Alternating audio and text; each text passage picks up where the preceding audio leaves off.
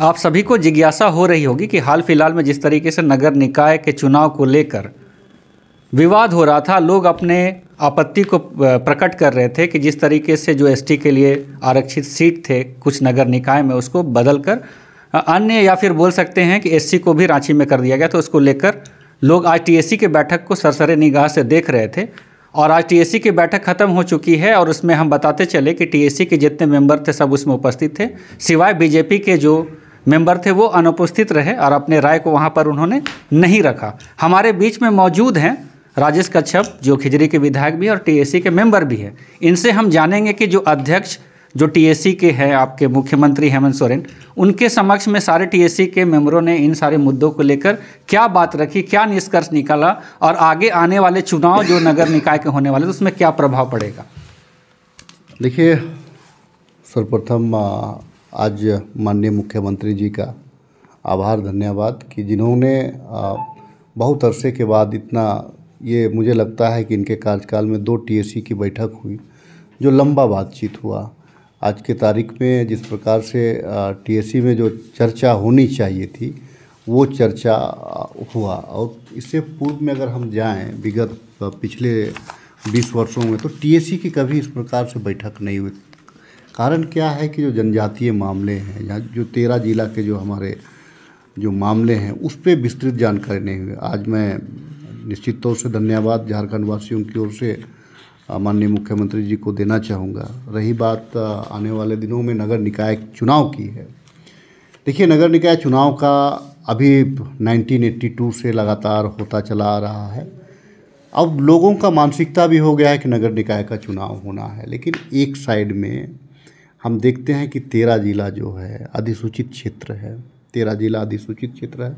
1982 से अगर हम 2022 तक जाएं, 2022 तक जाएं तो ये 40 वर्ष हो गया। 40 वर्ष में अभी तक में जितने भी चुनाव हुए हैं, जो हमारे जो एकल पद हैं वो आरक्षित, कहने का मतलब है कि शेड्यूल ट्राइब के लिए रहा है।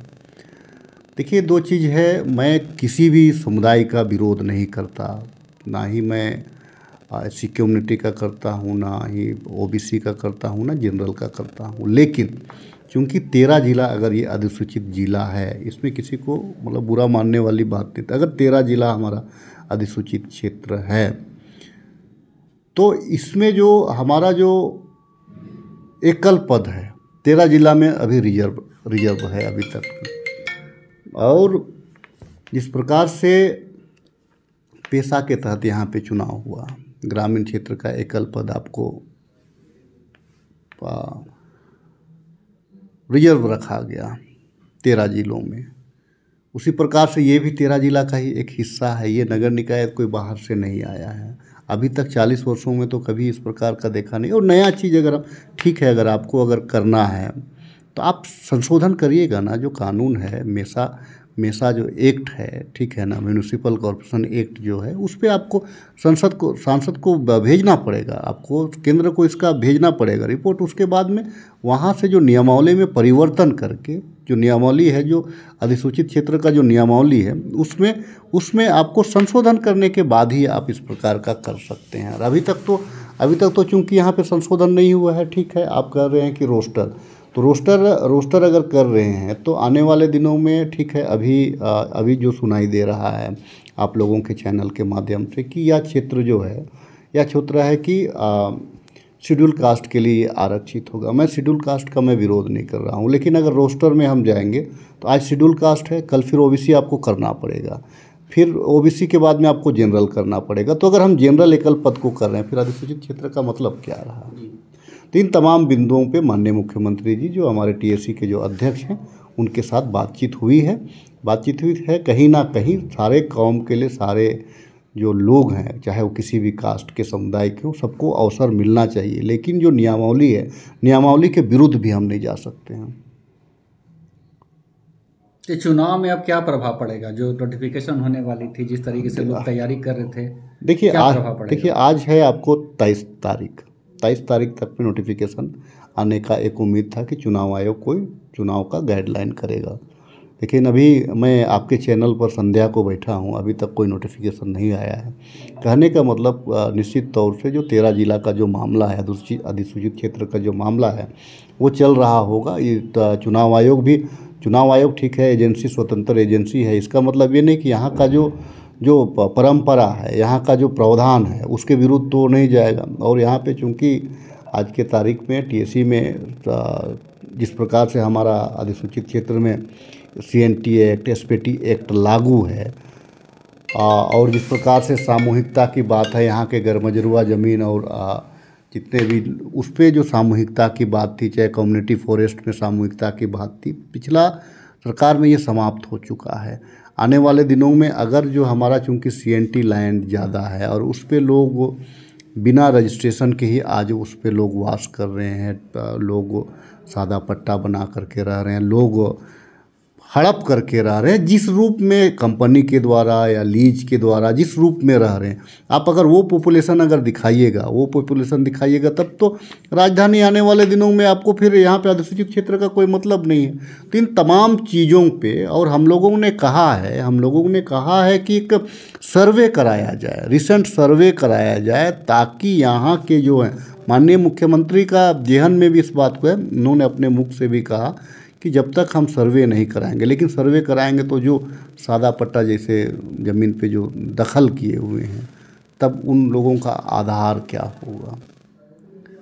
आज हम विस्थापित का दंश तो झेल ही रहे हैं HAC जैसे जगहों पर। मैं लगातार इस मामले में सत्र का कोई ऐसा सत्र नहीं होगा जिस पे मैं इस बात को नहीं रखता। बहुत आहत हूँ और सरकार से उम्मीद कर रहा हूँ, मैं अपने आप पे मुझे विश्वास है कि आने वाले दिनों में जो विस्थापन का मामला है, जो TAC में भी उठा है, आने वाले दिनों में कोई ना कोई रास्ता निकलेगा। और जो यहाँ की जो मूल भावना है अधिसूचित क्षेत्र का, वो भावना हमारा बरकरार रहेगा। अच्छा, सवाल तो ये उठता है ना कि जिस तरीके से आप मेसा कानून का हवाला दे रहे हैं, ठीक है, municipal extension to schedule area act की जो बात कर रहे हैं, वो तो अभी तक बना नहीं, लेकिन चुनाव तो होते आ रहा था। अभी तक तो 3 बार यहाँ पे ST के लिए आरक्षित रहा है ये पद। ये 3 बार नहीं रहा है, ये 3 बार नहीं रहा है। इससे पहले भी जो है कि अब मैंने कहा कि 1982 में चुनाव हुआ था, 1982 में चुनाव हुआ था। उसके बाद में फिर अभी 3 चुनाव हुए। 3 चुनाव में देखिए अभी एकल पद रिजर्व रखा गया। तो आखिर जब तक मेसा पे संशोधन नहीं कराया जाए, मेसा को में केंद्र सरकार जब तक हमको कानून बना करके नहीं दे, तब तक तो हम चुनाव नहीं करा सकते। 2011 का जो एक्ट बना था, जिसके आधार पर अभी तक म्युनिसिपल की चुनाव हो रही थी, ठीक है, उस एक्ट को क्या समाप्त कर दिया जाएगा? देखिए एक कहीं ना कहीं हमारे जो विद्वान रहे होंगे, ठीक है ना, जो विद्वान रहे होंगे, उन लोगों को इस दिशा में निश्चित तौर से अपनी बातों को रखना चाहिए। विरोधाभास का जो भावना अभी जो बना हुआ है वो नहीं बनता। देखिए एक साइड कहते हैं कि हम फिर से कह रहे हैं कि एक साइड कहते हैं कि यह शेड्यूल एरिया है, दूसरे साइड आप इसका जो मूल आत्मा है अगर उससे छेड़छाड़ करिएगा तो दोनों बात को आप नहीं कर सकते हैं। आपको एक ही चीज़ को लेकर के चलना होगा, जो आप मूल को नहीं समाप्त कर सकते हैं। ठीक है, लेकिन सवाल ये पैदा हो रहा ना कि मेसा एक्ट बना नहीं लेकिन चुनाव जारी रही है ना। मेरा सवाल ये है कि मेसा एक्ट बना नहीं, मेसा तो पार्लियामेंट में बनेगा, लेकिन वो एक्ट बना नहीं, लेकिन फिर भी नगर निकाय का चुनाव होता रहा अभी तक। और 2011 में झारखंड सरकार ने नियम बनाया और उस आधार पर चुनाव अभी तक होता आ रहा था। तो क्या जब नियम बन रही थी तो उस समय पर इस बात की मतलब नज़र नहीं रखना चाहिए था कि ये शेड्यूल एरिया है और शेड्यूल एरिया में जो एकल पद है उसमें तो आप 243 ZC का जो बात कर रहे हैं, जिस तरीके से मेसा एक्ट होना चाहिए, तो उसमें 243 ZF भी है। और जो बिहार नियमावली को वहां पे लागू करके उसी तरीके से रोटेशन के आधार पर नियम बनाई गई थी। उस समय तो मुख्यमंत्री अर्जुन मुंडा हुआ करते थे और डिप्टी CM तो हेमंत सोरेन खुद भी थे और आपके सुदेश महतो भी थे। तो क्या उस एक्ट को अब विलोपित करने की जरूरत समझा जा रहा है क्या? देखिए मैं कहना चाहूँगा कि जिस टाइम में आपका यह नियमावली बन रहा था, मैंने कहा कि मूल भावना को निश्चित तौर से इसको बरकरार रखने का ज़रूरत है। आप बिहार नियमावली के अगर आधार पे चलिएगा तो पॉपुलेशन तो यहाँ पे रांची ज़िला में बढ़ रहा है। मैं अगर रांची ज़िला की बात करूँ, पॉपुलेशन तो बढ़ रहा है, लेकिन किनका बढ़ रहा है? अगर कल के तारीख में अगर हम जाएं, अगर यहाँ का जो लैंड का जो नेचर देखें तो CNT SPT का नेचर रहा है, लेकिन भी यहाँ पे जनसंख्या का दबाव दिनों दिन बढ़ता जा रहा है। जनसंख्या के आधार से आप नहीं देखिएगा, आप नहीं देख सकते हैं, आपको देखना पड़ेगा कि यहाँ के जो मूल रहे हैं उनका अस्तित्व कैसे बरकरार रहे। अच्छा, TSC के बैठक में जिस तरीके से अखबारों में और तमाम न्यूज़ चैनलों में आ रही है कि जो जितने भी भवन बने हैं उसको रेगुलराइज करने की जो बात हो रही है, क्या इस बिंदु पर भी TSC की बैठक में आज बात हुई है? बिल्कुल, माननीय मुख्यमंत्री जी का ही ये बयान रहा है और रेगुलराइज तो होना ही चाहिए, लेकिन रेगुलराइज करने का मतलब ये नहीं कि बिना कागज़ पत्र में आप रेगुलराइज करा दीजिएगा। उसके लिए कागज़ तो चाहिए।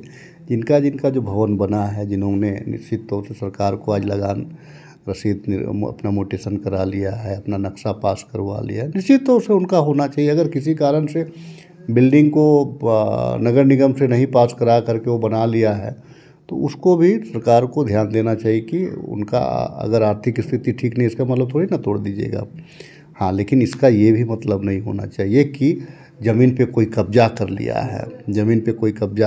है, गैरकानूनी तरीक़ा से रह रहा है, तो वो उस ज़मीन का मालिक। रेगुलराइज करने का मतलब वो नहीं हुआ। बहुत सारे भूखंड ऐसे हैं, बड़े बड़े जो बिल्डर हैं अवैध रूप से, गैर मजरूआ ज़मीन को अवैध रूप से, नदी का ज़मीन को अवैध रूप से करते, उसको अब रेगुलराइज थोड़ी करिएगा। रेगुलराइज करने का मतलब है कि आप नेचर के तहत, सपोज करिए कि अगर कोई सही ज़मीन लेकर के रखा हुआ है और किसी कारण जो 1950 के आसपास से रह रहा हो, जिसका भावना झारखंड से जुड़ा हुआ हो, तो उसको आप नहीं तोड़ सकते हैं, उसको आपको रेगुलराइज करना चाहिए।